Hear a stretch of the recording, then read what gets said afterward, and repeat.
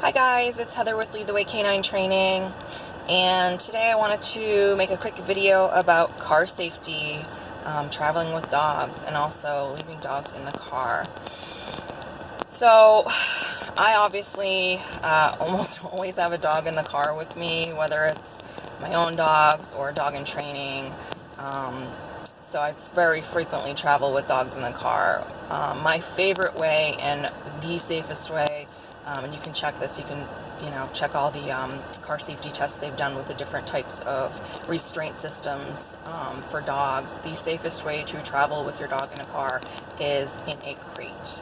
And so you can see just over my back seat headrest that I do have a crate in the back.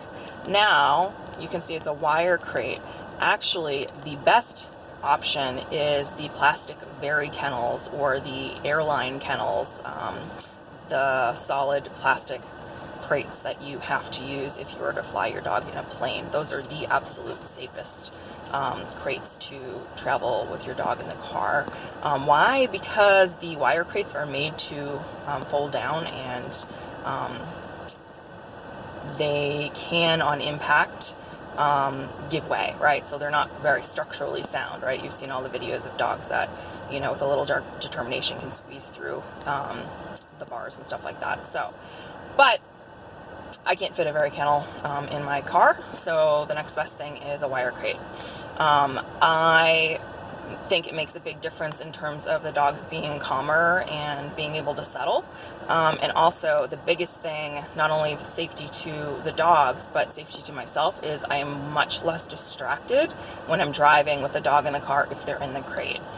Whether it's a dog that's making noise, or just the fact that I can't really see what's going on without turning all the way around, even when I look in my rearview mirror. Sometimes you can't really see it, especially if the seat's up like it is now. So distracted driving with a dog in the car, that is a big thing, especially with me. I want to know what the dog is doing. So if your dog tends to be a not great travel companion in the car, and you tend to be checking on them, the crate is definitely the best way to go. And then that way you know that at least they're not, climbing over the seat and getting into trouble or eating your seatbelt or anything like that. So crates, most safe thing to do, or to put your dog in the car. So the second thing would be some sort of a restraint system. I prefer the ones that can either buckle into the seatbelt attachment, or that you can attach to some sort of permanent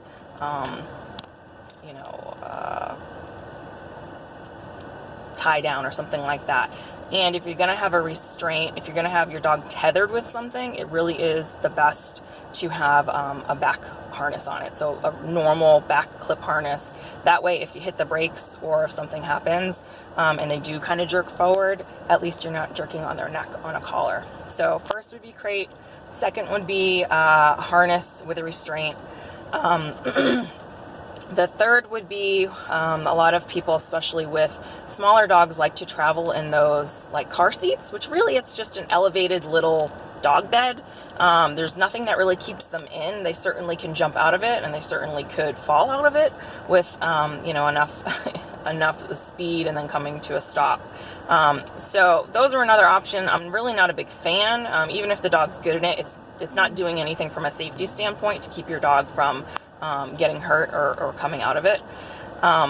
My least favorite, and the thing that absolutely drives me crazy, is to see people driving with a dog on their lap. And even worse than that, especially now that it's nice weather, is to see the driver with the dog on their lap and the window rolled down and the dog is half hanging out the window. That is so extremely dangerous. I've seen dogs personally climb out of windows more than once when they were driving. It wasn't even at an intersection when the car was stopped. Dogs that jump out of the window, out of off the driver's lap because, they saw something or they slipped.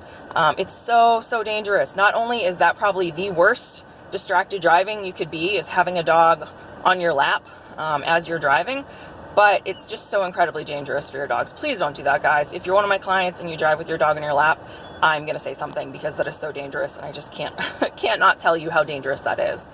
Car safety is important. We want to be able to take our dogs places with us, but you have to do it with safety in mind, guys, for the dog's safety and then for your safety as a driver. If you're distracted by what your dog is doing, if you have a dog that tends to pace or tends to climb over seats or, has its head on your shoulder and it's, giving you kisses and stuff like that, it's really cute, makes for a cute picture, but it's not good for you guys. It's not safe. You're distracted when you're driving, you're more likely to get an accident, something like that. Or you're not paying attention, you have to hit your brakes quickly, and then your dog goes forward and either, falls and hurts itself or gets launched out the front windshield. Sorry, not to be too graphic, but it happens. I know a lot of dogs, it's actually really common for dogs in car accidents to become lost. Those flyers for lost dogs, there's a good percentage of those dogs that are a result of a car accident, and the dog got out of the car, was scared because it just got in an accident, and the driver may be impaired and can't call their dog, and now you have a loose dog on a highway even on your hands. So I personally actually have one of my very, very good friends that happened to, and their dog died. Somebody was transporting their dog in a car. Person got in a car accident. The dog wasn't hanging out the window or anything, but they just weren't secured. They were just in the back of the car. The dog got scared, got out of the car because, the car's all mangled and the door was open, and the dog ran across the road and got hit by a car. And died, unfortunately. So car safety, guys, super important. Second thing real quick I want to talk about before I wrap this up, because the video is getting a bit long, is leaving your dogs in the car, especially in warmer temperatures or, again, in colder temperatures. So I am sitting in a parking lot. It's mid-80s right now. It's about 86 degrees according to my car. And I have the AC running because sitting in a car in 80-degree weather, it's going to really quickly get hot. So unless you are running a car and you're sitting in it and you can make sure that the dog is okay, I don't like leaving dogs in the car. Again, it's not safe. Anything over 70, I would say, if it's sunny out, you're really kind of pushing it as far as risk of your dog overheating and getting sick and or dying. What I do if I absolutely have to leave a dog in the car for something like, I have to pump gas real quick, or I have to run into a store to grab something, is park in the shade if I can, if there's any shade available. And the second thing is, not with the gas, but running into a store, I'll keep the car running. So what I do is I leave one key in the ignition with the AC blasting, lock the door, and then I have my spare key on me so that I can unlock it when I come back. And then that way I know the AC is running.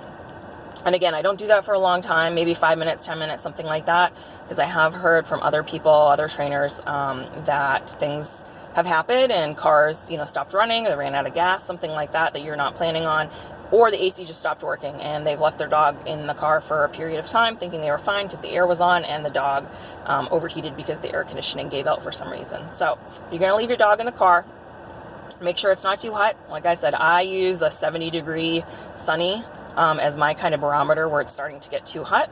Now, if it's overcast, if there's a lot of shade, that may or may not, change. They do make things that you can purchase for your car that alert you when the temperature of your car gets to a certain temperature, I guess. That way, if you had to leave your dog for a short period of time, you would know that the car wasn't overheating. But even then, it's technology. Technology can fail. Just be safe, guys. Please don't leave your dog locked in a car in the sweltering heat. Cracking your window an inch or two is not going to do anything. It really, really does nothing for airflow or for lowering the temperature. Really, the only way that you're going to make a car cooler is by lowering the windows all the way and leaving, like in my SUV, leaving the hatchback open. And I would only do that if the dog was secure, so in a crate. And that's pretty much the only thing that I think is safe. Like I said, cracking a window does nothing to lower your heat. So I hope that gave you guys some ideas of ways to keep your dog safe in your car while you're traveling, especially this summer. We're taking our dogs places. We want to have fun with them, but we got to be safe, guys. If you have any questions or comments, please feel free to get a hold of me or comment below. Thanks, guys.